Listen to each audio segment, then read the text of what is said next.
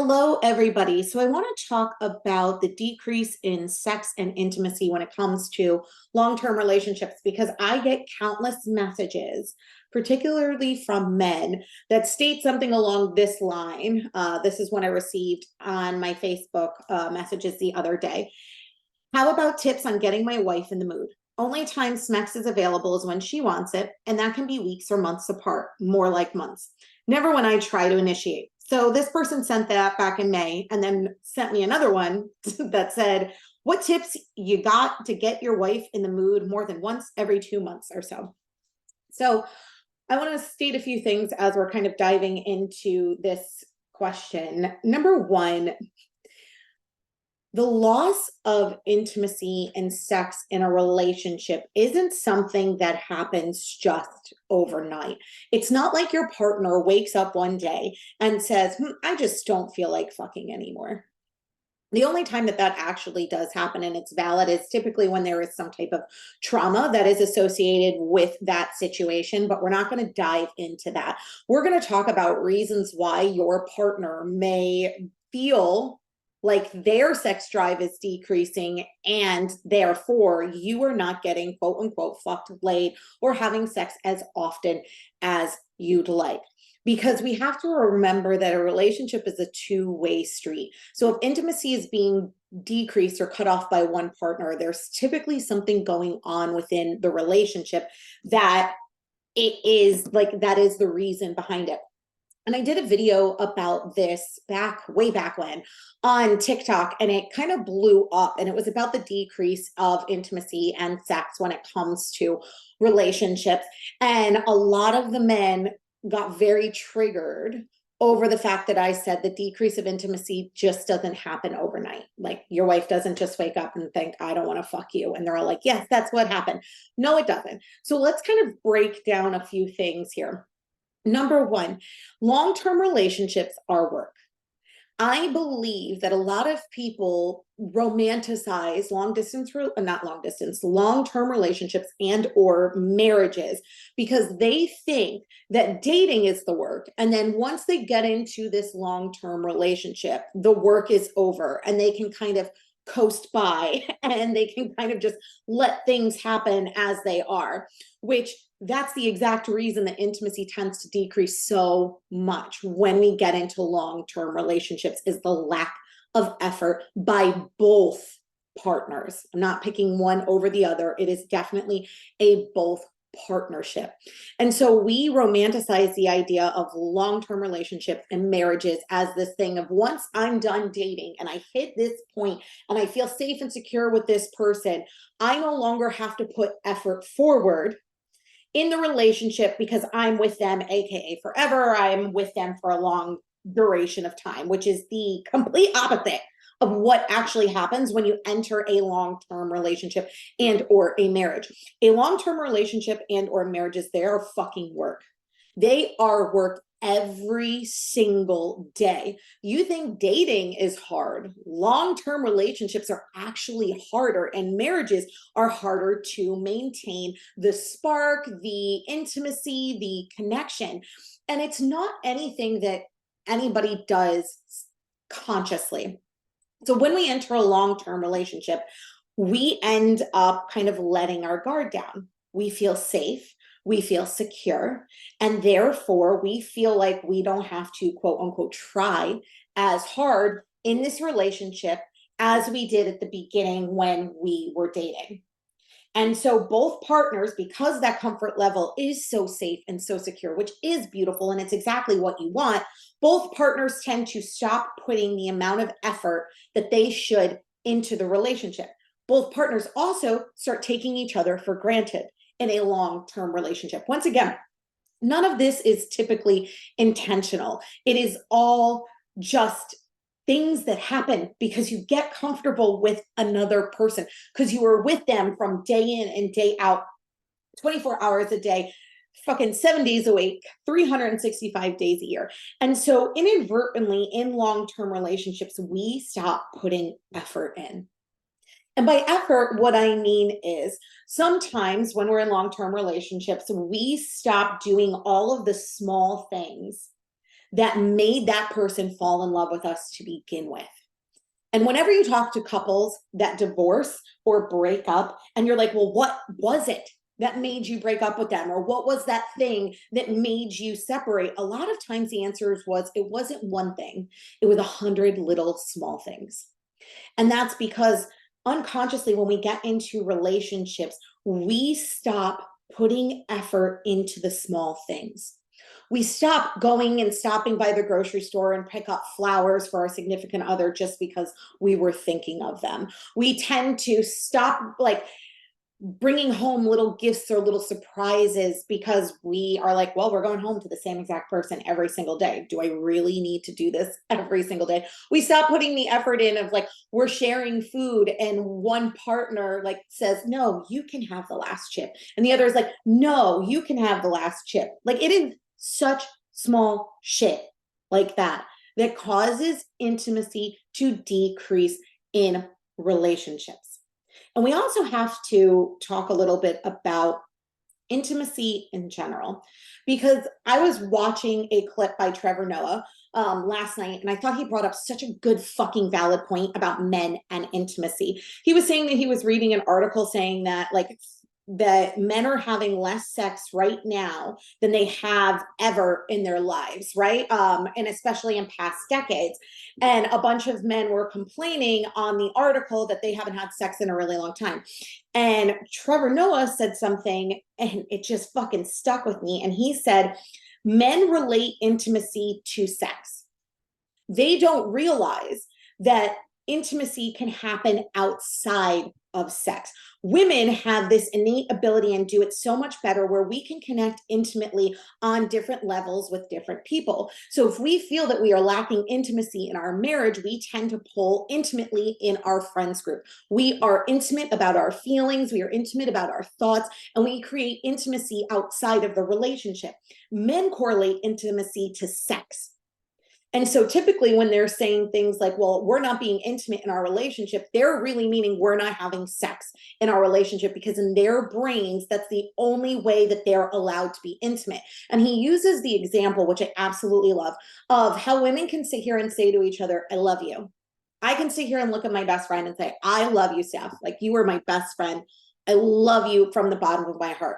That is intimacy. However, when men state that they love each other to their friends, it always has to be something like, I love you, bro. They've got to throw in that extra something to make it a little bit lighter, to make it not as intimate. And so men tend to crave intimacy, but they think that the only way that they can get intimacy is through sex. And I know that went on a tangent, but I had to share that because I thought that was such a brilliant insight by him. And it is so true, because society only allows men to be intimate through sex. And so if you are having a decrease of intimacy in your relationship, i.e. for men, sex, it's typically because you are lacking intimacy in other aspects of your relationship. So you stop doing all of the small things that made that person feel connected to you. You stop dating that person, right?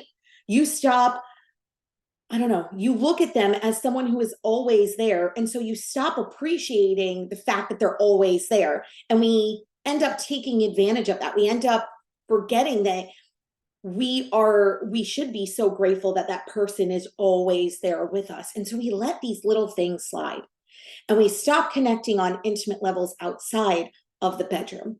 So this looks like walking outside and holding your partner's hand.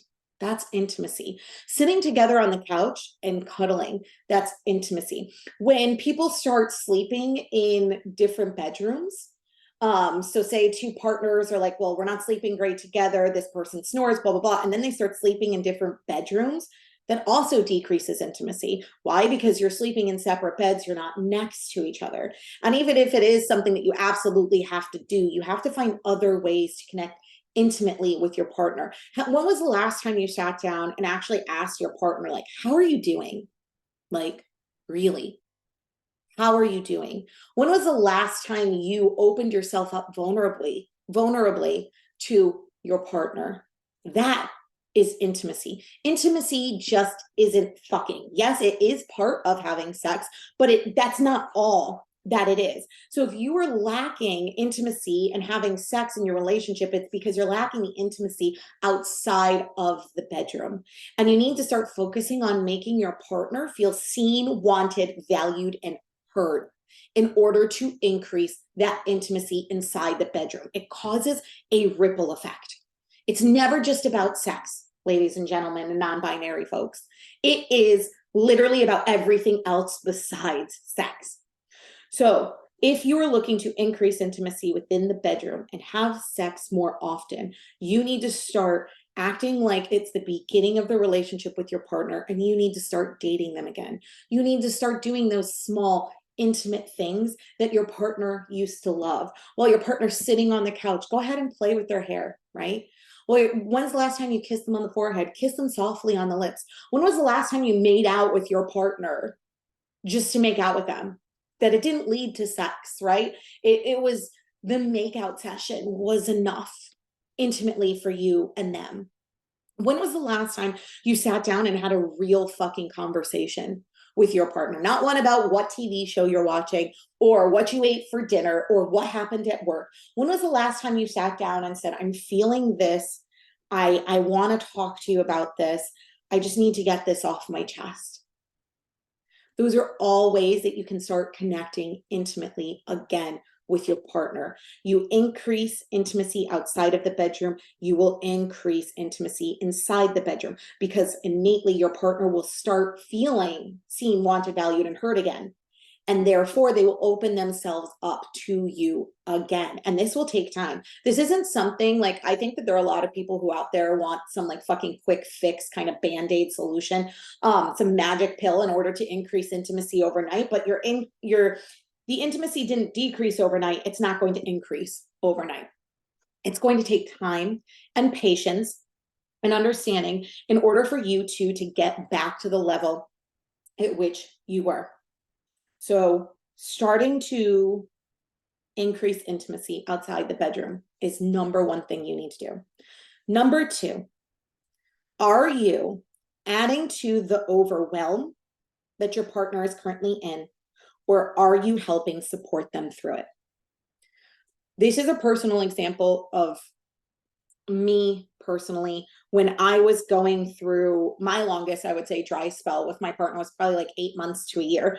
And it was because I felt so fucking overwhelmed with my own shit. I had this coaching business that was amazing and it was fucking making so much money, but it was taking all of my emotional capacity to hold space for some of my clients at that time. I felt like I could never be safe in enough money. I was helping financially support literally almost every member of my family at this point. And so I was overwhelmed as fuck.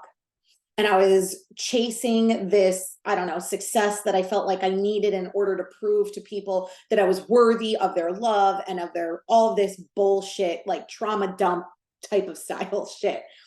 And what ended up happening was I ended up getting extremely overwhelmed.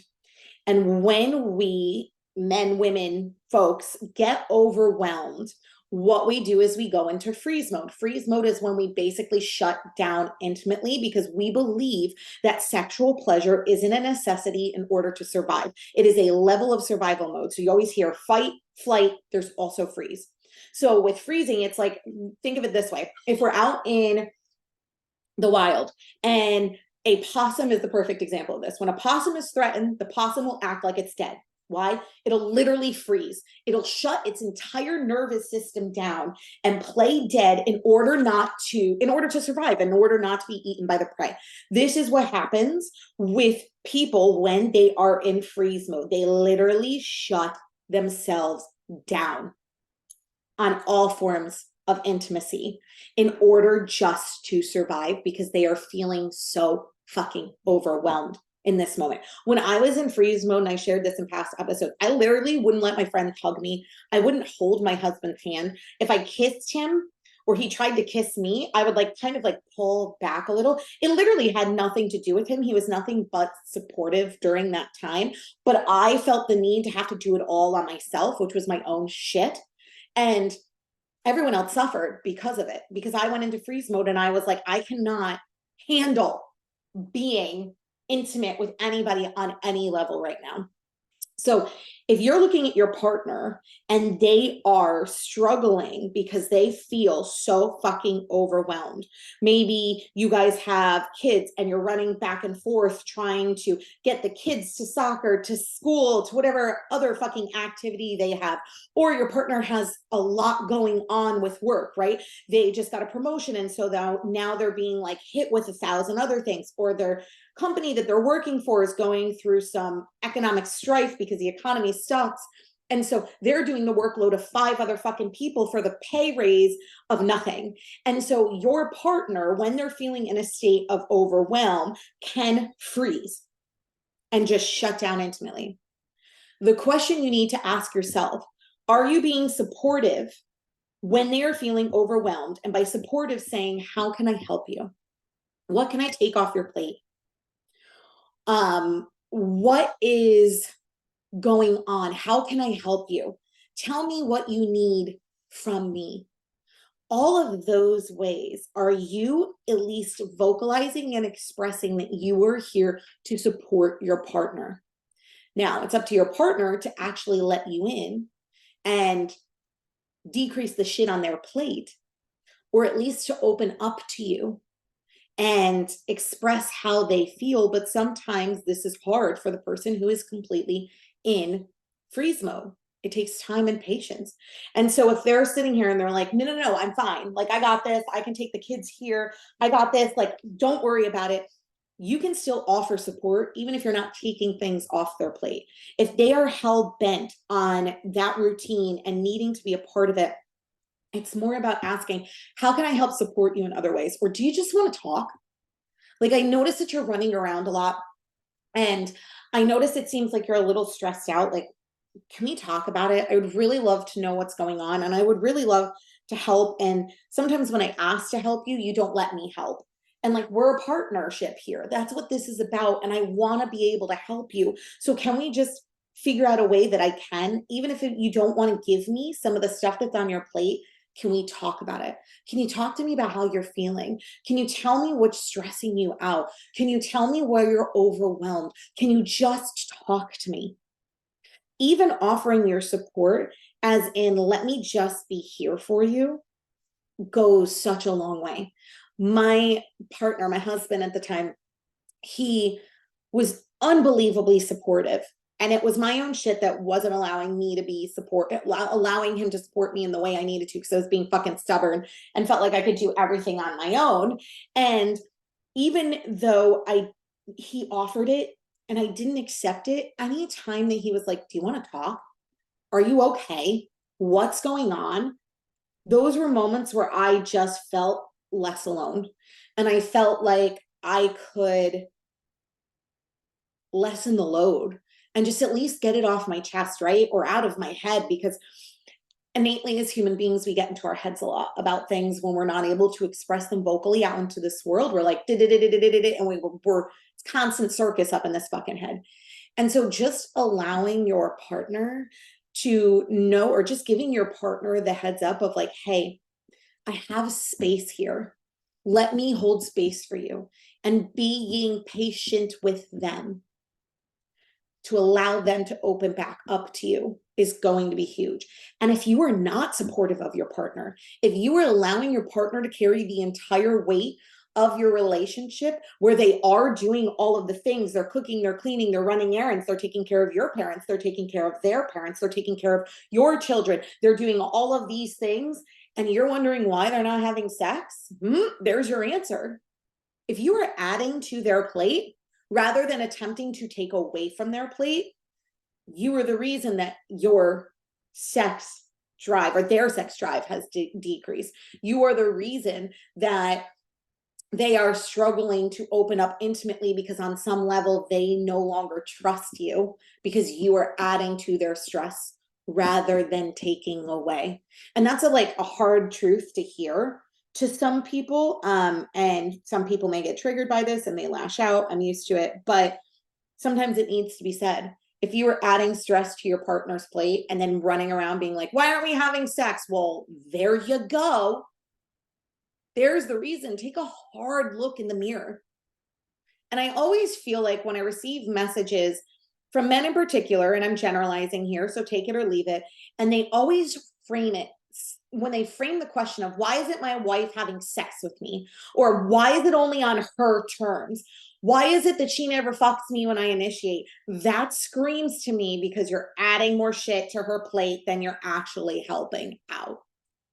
Because when we get defensive about it, when we sit here and we point the finger of it's their fault because they're not opening up intimately to me, because they're not fucking me, rather than sitting here and looking in the mirror and saying, how am I contributing to the lack of sex in this relationship? That's a fucking red flag that tells me you're probably the reason that your partner is struggling. I get messages from men that it comes off so kind and caring, right? They're like, I love my wife. I'm trying my hardest to help her intimately, and she just doesn't want to open up to me intimately, and I don't know what to do anymore, so please help me. That type of language tells me that person is really fucking trying, that person genuinely gives a shit about their partner, and they are lost and confused and don't know what to do. But when you hit me with language in the DMs about why isn't my wife fucking me? Why doesn't she want to have sex with me 2 or more months out of the year? Why does she turn me down when I initiate and it's only on her terms? It's you. It's you. Take a look in the mirror and ask yourself, how am I contributing to my partner not wanting to have sex with me? Am I sitting there constantly pressuring them to have sex when they already feel overwhelmed and they have 1,000 other things going on? I'm now adding to their plate because I'm like a fucking person just nagging and pushing them around the room being like, are we going to have sex? Are we going to have sex? Are we going to have sex? While never offering any support. When you come at me with that language, I instantly think, well, you're not ready to hear what I have to say. I'm not even going to respond to you. Because even if I send a message, you're listening to this, you're going to get so triggered. You're going to say, oh, well, it's me. Or the common thing that I hear from a lot of men, all women, blah, blah, blah. It's like, no, you're just not recognizing that you are hurting your partner because you are not lending them support. There is no right to sex. Hear me now, right now. I don't care if you have been married for 20 years, if you're in a relationship for 20 years, you have no right to sex just because you are a partner with someone. Sex is something that is, I don't know, worked for. Sex is not something that just because you're with someone, you get or you deserve because it is your right as a partner in that relationship. That's not how it is. Sex is something that is beautiful, and it is intimate, and it is vulnerable, and it's something that deserves to be cherished. And if your partner does not feel like they trust you, they can be vulnerable with you, they can connect with you, they are not going to open up sexually to you. And that is their right in the relationship not to do that. And I know this is a really sensitive topic, and maybe I'm coming off a little aggressive and a little direct, but we also have to have these real conversations of like, hey, if you're adding to your partner's plate and you're crying that you're not getting sex, you're the problem, not them. And relationships are two-way streets, right? If you are not being vulnerable and intimate and you're not supportive, and then your partner feels like they're carrying the weight of the world on their shoulders, then they are not going to want to share any of themselves with you, emotionally, intimately, sexually. And so you have to ask yourself, am I being supportive? If you are, continue to be supportive, have time and patience. Just let your partner know you're fucking there. That's all that matters. You are there for them. You're not going anywhere. You're not going to abandon them. You are there, and you are there to help. If you are not being supportive to your partner and you're adding to their plate, this is about sitting down and having the conversation with yourself of where do I need to improve in this relationship in order for us to connect intimately again? Where do I need to support that partner? What shit of mine do I need to put in a closet, on a table, somewhere else? Stop making this about me and start making this about us. Because sex can sometimes, people can get really selfish with that. And if a partner feels like you're being selfish with sex because all you want is sex for you, and all you're doing is following them around saying that, rather than I want sex for us. If your partner is shutting down intimately, sit down and have the conversation of why you miss having sex with them. And what I mean by this is not well, I miss how your pussy feels type of talk. No. Sex is intimate. Sex is vulnerable. Sex is emotional. So how can you sit here and say to your partner, listen, I notice we haven't connected intimately in a really long time. And I'm really sorry if you do not feel supported in this relationship, or it's something that I have done, but I miss us like that. I miss being intimate with you. I miss connecting with you. I feel like when we have sex, we're in it together, and I get to be with you in a way that just makes me feel like I'm home. It just makes me feel good. That makes me feel valued. And I don't know what's going on, but I love you. And I really want to work this out. And I want to figure out what I can do and what you can do to get back to that place of intimacy again. And if this is me starting to help support you in ways that I haven't been, please tell me now. If this is ways, if you need me to connect to you intimately outside of the bedroom, like, what do you miss that I used to do? Like, what are things that I'm slacking on? And I'll tell you how I want to feel seen and valued in this relationship.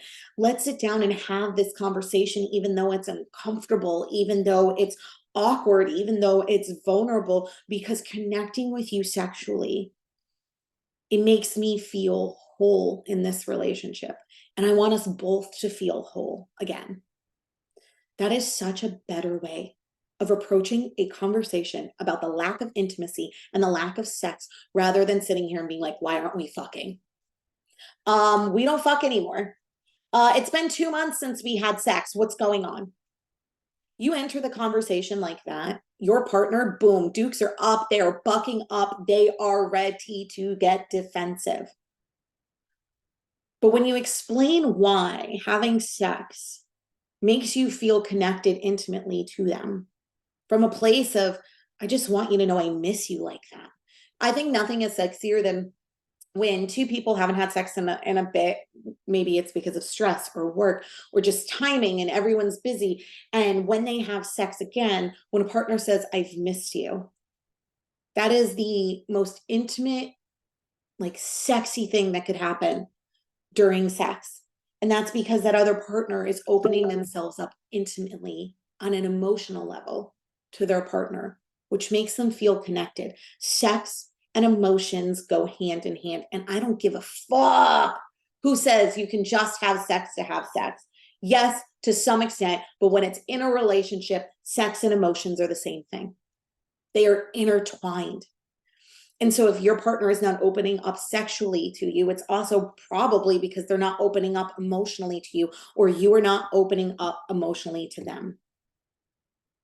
And so I hope that this episode helped answer some questions or gave you some insight onto or into perspectives of why intimacy decreased. Because I can tell you, when my intimacy decreased, it honestly had nothing to do with my partner. And no matter how much I told him it had nothing to do with him, he did. I don't think he probably took it personally, but he was still there and supportive. It was a lot of stuff that I was going through, body image wise. Like, I didn't love my body. I wasn't being intimate with myself at the moment. How was I going to be intimate with another person? I was so overwhelmed, and I was being a fucking martyr about it because I wanted that credibility of, look at all the shit that she's in and look at how she thrives in that, right? I was dealing with my own level of trauma and childhood trauma coming up. It had nothing to do with my partner on that level, except for the fact that I was really just in my own shit. And if he would have been defensive about that and would have put pressure on me, I wouldn't have ever come out of it. And so we could dedicate 16 more episodes to this topic, but it is all about the fact that it's individually based. So if you want to know why the sex has decreased in your relationship, you've got to ask. You've got to open up that doorway and have that conversation. But always first look at it from an objective objective point of view and ask where you aren't bringing shit to the table that you should. And then honor that conversation, bring in that defenses down, vulnerable, I just want to talk conversation from a place of, I understand you're going through some shit, and this isn't a level of pressuring you to have sex. I just want to know what's going on so that your partner can feel like they are being supported by you. As always, if you know anybody who needs to hear this episode, go ahead and share it, like it, review us on, I almost said iPod, review us on iTunes and Spotify. If you have any follow-up questions, please feel free to DM me or to go to www.smexed.com and go to Ask the Smex Ed Writers and put your question on that landing page. It's anonymous. We'll never show your ID, oh my God, your identity. And we do have a licensed therapist on staff that really helps couples communicate about subjects like this. I am not a licensed therapist. I own that. I am not a counselor. I am not any type of professional in the mental health and or communication world. I am just here to share my personal points of views, perspective, and just, yeah, that with you. So if you are always looking for help, having a third party as a counselor and a therapist could help you as well. But maybe I can at least help you start the conversation. I love you all so much. Have a great day.